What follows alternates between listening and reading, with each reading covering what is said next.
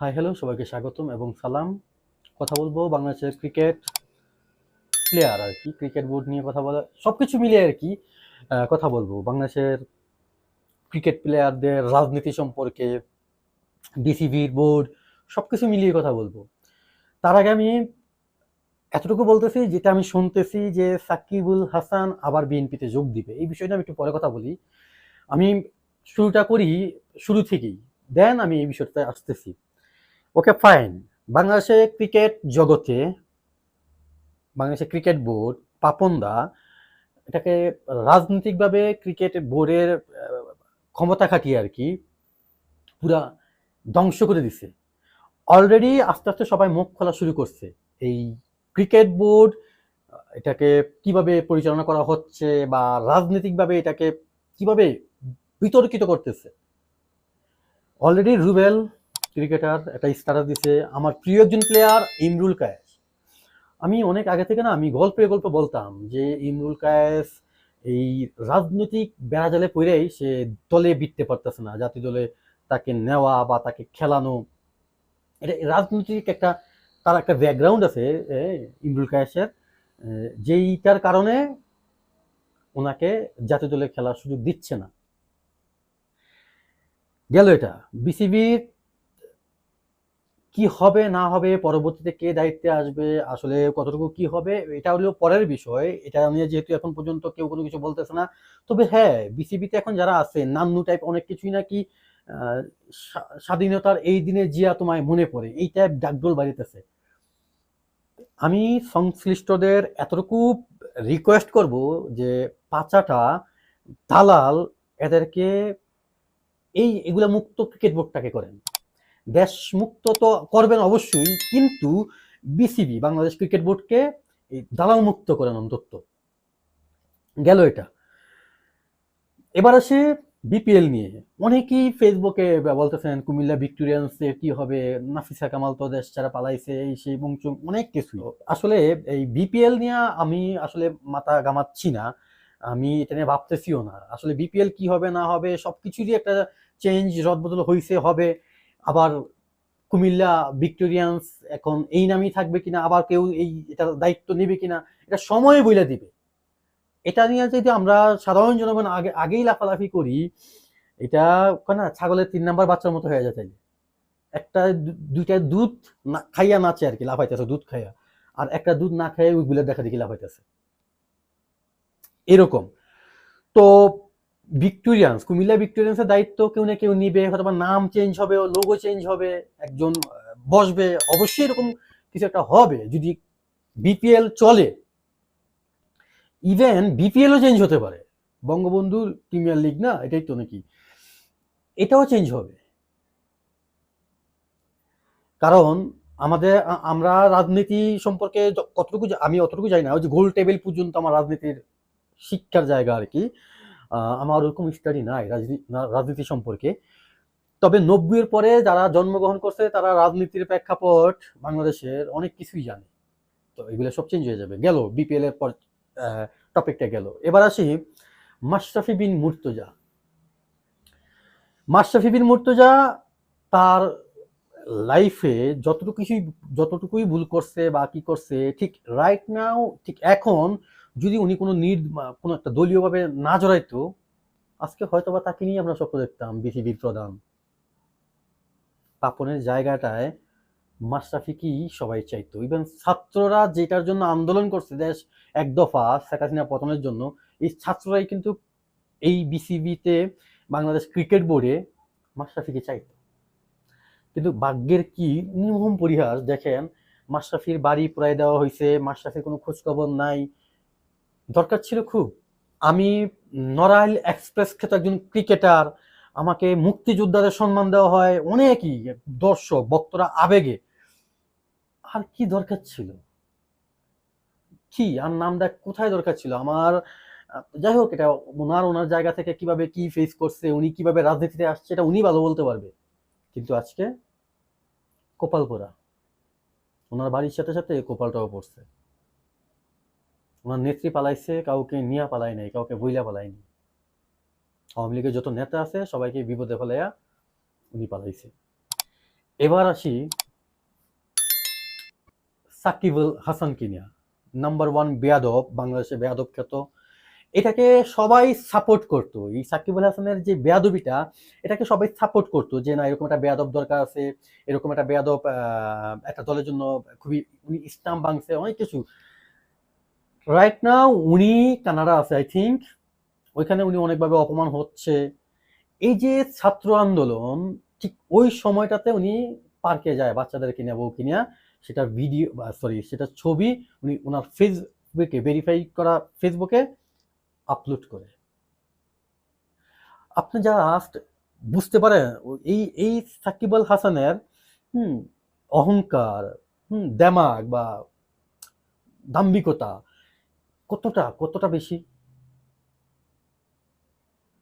সে ফেসবুকে যখন ছবিটা পোস্ট করে, তখন আমি নিজের থেকেই আমি বুঝে নিছি যে এটা এই বাংলাদেশের আমজনতাকে উদ্দেশ্য করে তাদেরকে একটা, মানে কি বলি, কিক মারলো আর কি। দেখ, তোদের আমি গনায় ধরি না, আমার দেশ দিয়ে আমি কি করবো। সাকিব আল হাসানের একটা অ্যাড চলতো টিভিতে, কি জানি কুতকুতে কি জানি টিং টিং, যাই হোক এরকম একটা, তাকে টোটালি একটা এখন বন্ধ হয়ে গেছে। এই সাকিবুল হাসানের বাংলাদেশের দুর্নীতি, দুদকের একটা জায়গায় ওনাকে বসা হয়েছিল, কিভাবে কেমনে কি, দুদকের একটা জায়গায় ওনাকে দেওয়া হয়েছিল। অথচ এই সাকিবুল হাসানের দুর্নীতি কিভাবে, উনি প্রথম বাংলাদেশে গোল্ডের বিজনেস শুরু করেন, উনি ওনার কাঁকড়ার বিজনেস, চিংড়ির বিজনেস, এখানে শ্রমিকদের বেতন দেয় না। তারপর শেয়ার বাজার, ওইখানে উনি শেয়ার বাজারে ওনার শেয়ার, ওনার একজন কলিগের সাথে শেয়ার কিনছে, ভালো এখানে ইনভেস্ট করছে, ওইখানে তার বাবার নামের জায়গায় ওই কলিগের বাবার নাম দিয়ে দিয়েছে উনি। এই সাকিবুল হাসান এতটা অন্ধ টাকার পিছনে বা টাকার জন্য, এতটাই মরিয়া, সে কখন কি করতেছে, কখন কি করবে টাকার জন্য, সে সব পারবে, সব, তার দ্বারা সবকিছুই সম্ভব, সবকিছুই পসিবল, জাস্ট টাকার জন্য। এই সাকিবুল হাসান সরকার ভাবে নির্বাচনে গেল, এমপিও হইল, নির্বাচনের আগে কিছু টুকটাটাকরি ঘটনাও ঘটছে ভক্তদের সাথে, সবকিছু মিলে নাম্বার ওয়ান বেয়াদব।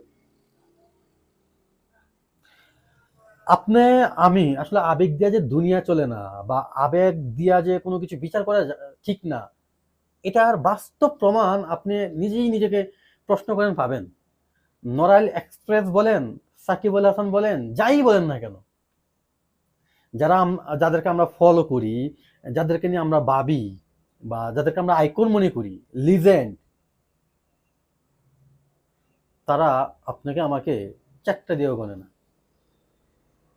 সত্যি কথা, বিশ্বাস করেন, এই যে এত ছাত্র মারা গেছে, এত কিছু হইছে, এত কিছু ঘইটা গেছে, তারপরেও সাকিব আল হাসান সাফারি পার্কে যাচ্ছে ফেসবুকে ছবি আপলোড করে। আর কি, এখন মিডিয়া পাড়া একটা গুঞ্জন যে সাকিব আল হাসান বিএনপিতে যোগ দিবে, বিএনপির তারেক রহমানের সাথে তার কথা হচ্ছে বা কথা হয়, এরকম কিছু একটা নিউজ ঘুরতেছে, যদিও এটা কোনো সংবাদ মাধ্যমে না, এটা এখন গুজব বলবো নাকি কি, এটা আমি নিজে বলতে পারবো না। আসলে এই খবরটা আমি কোত্থেকে পাইলাম, ক্রীড়া সাংবাদিক রিশাদ আজিম ভাই তার ইউটিউব চ্যানেলে এই বিষয়, এই ব্যাপারটা নিয়ে কথা বলছে যে সাকিবুল হাসান বিএনপিতে যোগ দিচ্ছে, এরকম কিছু একটা।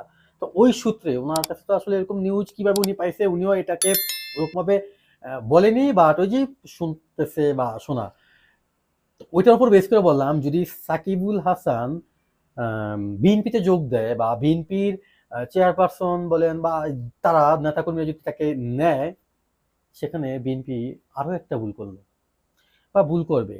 দেশের জনগণের কাছে, বিশেষ করে সাধারণ ছাত্র যারা, ইয়ং জেনারেশনটা যেটা, তাদের কাছে বিএনপির জায়গাটা পরবর্তীতে কি হবে, এটা আপনি আপনার জায়গা থেকে চিন্তা করেন। কারণ সাকিবুল হাসানের জনপ্রিয়তা এখন বাংলাদেশে নাই বললেই চলে, এটা মনে হয় আপনি বিশ্বাস করেন। এখন কিছু থাকে প্রত্যেকটা তারকার, ডাইহার্ড খুব, খুব ভালো ফ্যান থাকে, এই ব্যতীত, এগুলা ব্যতীত সাকিবের ফ্যান ফলোয়ার এখন নাই বললেই চলে। এখন বিএনপি যদি সেম ভুলটা আবার করে, এইরকম সুবিধাবাদী লোক, এরকম একটা বেয়াদব তাদের দলে ভিড়ায়, অবশ্যই বিএনপির জন্য এটা একটা কি বলে একটা খারাপ দিক হবে। তারা একটা সংখ্যা হারাবে তাদের সাপোর্টার থেকে, যেটা কিনা আসলে খুবই ইয়ং, যাদের রক্তটা তাজা গরম স্টুডেন্ট, এরকম একটা বড় একটা সংখ্যা তাদের সাপোর্ট থেকে হারাবে যদি থাকে আর কি। বিএনপি সাপোর্টার যদি তারা করে থাকে, বা বিএনপিকে যদি তারা এদিক থেকে অনেক দিক থেকে বিবেচনা করে বিএনপি দলটাকে তারা পছন্দের লিস্টে রাখে, ওই জায়গাটা তারা হারাবে। এখন কোন জায়গাটা হারাবে আসলে, কোন জায়গাটা হারাবে না, এটা যদি বিএনপি চিন্তা না করে ওয়েল, খুবই ভালো। কারণ তাদের বিপক্ষ এখন কোনো দল, বড় দল এরকম নেই। এখন তারা যদি এটাকে পুঁজি কইরা অনেক কিছু নিজেকে ভাবে বা অনেক কিছু করার চিন্তা ভাবনা করে, সেটা অবশ্যই নেহাত ভুল। আমি আমার জায়গা থেকে বলতেছি, আমি অবশ্যই চাই রাষ্ট্রপ্রধান বা রাষ্ট্রনায়ক একজন পুরুষ হোক। আর এই চাওয়াটার উপর বেস করে ওই যে আপনি একটা আজকে ছোট্ট একটা পিচ্ছিকে জিজ্ঞাসা করবেন, আমি পুরুষ একজন শাসনতন্ত্র মানে আমি একজন পুরুষ প্রধানমন্ত্রী চাই, সে বলবে তারেক রহমানই হইব। কারণ বিএনপিকে চেয়ার্স করবে এরকম দল আমি দেখি না। আমি দেখি না নতুনভাবে কোন দল আপনি দেখবেন, কাকে দাঁড় করাবেন, কে? বিএনপি জোট মিলে তারা দল গঠন করে, তারা সরকার গঠন করবে। হয়তোবা যদি এই নির্দলীয় সরকার, তত্ত্বাবধায়ক সরকার খুব সুন্দর একটা নির্বাচন দেয়, সুষ্ঠু নির্বাচন দেয়, তাহলে বিএনপিকে আটকায় কে? ওইটার উপর বেস করে এখন বিএনপির নেতারা যারা মাঠ পর্যায়ে আছে আর কি, বড় নেতারা বলতেছি না, তারা অন্যায় অত্যাচার দেখে নেমু এই সেই 18 বছরের 19 বছরের 15 বছরের জাল বহুত কিছু বলতেছে। তাহলে আপনাদের মধ্যে আর আওয়ামী লীগের মধ্যে পার্থক্য রইল কি? সেটাই। আমি আমার টপিকে ফিরে আসি। বাংলাদেশ ক্রিকেট সব কিছুরই চেঞ্জ আসবে, পরিবর্তন আসবে আশা করি, এবং কি মনে প্রাণে দোয়া করি ভালো কেউ বসুক প্রত্যেকটা জায়গায়, শুধু বাংলাদেশের ক্রিকেট বোর্ড না, প্রত্যেকটা জায়গায় ভালো কেউ বসুক, আমাদের দেশটা উন্নত হোক, আমরা আমরা 2-4টা ডাল ভাত খেয়ে বাঁচি খুব সুন্দরভাবে, যাতে আমাদের অভাবে থাকতে না হয়। আমাদের সাধারণ যারা দিনমজুর, দিন আইনা দিন খায়, তাদের দিকে একটু তাকাই, তাদের পেটের দিকে একটু তাকাই, তাদের চোখের খিদার দিকে একটু তাকাই। তারা বেশি কিছু চায় না, তারা এসির রুমে থাকতে চায় না, তারা দালান এই ফ্ল্যাট এগুলোতে থাকতে চায় না, তারা যেখানে আছে ওইখানেই থাকতে চায়। কিন্তু তারা স্বাধীনভাবে, সুন্দরভাবে তাদের নাগালের ভিতরে ক্রয়কৃত সকল পণ্য এগুলা নিয়ে খেয়ে থেকে বাঁচতে চায়, আর কিচ্ছু না। সে পর্যন্তই থাকি। সাকিবুল হাসান বিএনপিতে যোগ দেখি। যেহেতু নিউজটা আমি ওইরকমভাবে বলতে পারি না, রিশাদ আজিম ভাই কোত্থেকে ভাই সেটা উনি বলে নাই। সো দেখা যাক পরবর্তী মিশন। সে পর্যন্ত সবাই ভালো থাকবেন, সুস্থ থাকবেন। আর হ্যাঁ, আপনি যদি নতুন হয়ে থাকেন আমার এই চ্যানেলটা সাবস্ক্রাইব করতে পারেন। এত হবে কি, পরবর্তী আরেকটা ভিডিওতে আপনি আমাকে দেখতেও পাবেন, শুনতেও পাবেন। So tata.